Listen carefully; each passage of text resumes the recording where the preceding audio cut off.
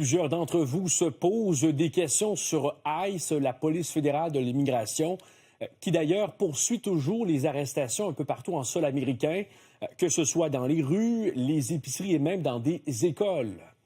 Eh bien, pour y voir plus clair ce soir, Marie-Lise, vous nous dressez le portrait de cette agence en chiffres.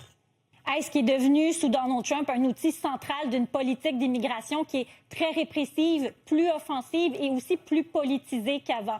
Le président américain qui a triplé le budget de cette police d'immigration en 2025.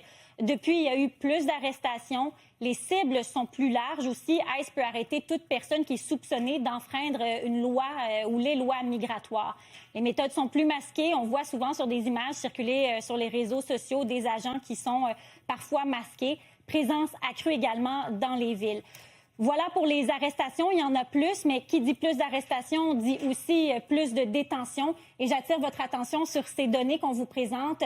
En date de novembre 2025, 65 735 personnes étaient détenues aux États-Unis.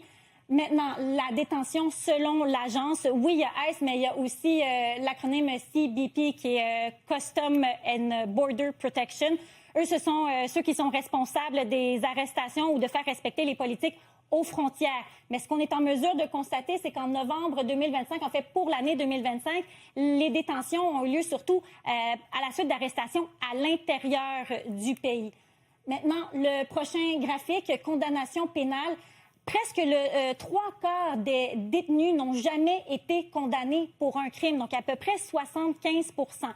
Et pour ce qui est de l'autre 25 %, ceux qui ont déjà eu une condamnation, bien dans bien des cas, on parle de condamnations assez mineures, par exemple à la suite de constats d'infraction sur le réseau routier. Et puis, finalement, bien, les États avec le plus de détenus, bien, en première place, c'est le Texas. Il y a aussi la Louisiane, la Géorgie, la Floride, la Californie. Ça, c'est pour les détentions, mais on rappelle qu'il y a aussi des expulsions. Selon l'administration Trump, en 2025, il y en aurait eu plus de 600 000. Par contre, attention, ce sont des données qui sont contestées par certains experts. Pour terminer, tout ce qu'on vous présente, ce sont des informations qui nous proviennent de Track Immigration, qui est un centre de recherche américain qui collecte et analyse des données officielles, des données qui proviennent de tribunaux et de différents ministères. Très bien. Merci, Marie-Lise.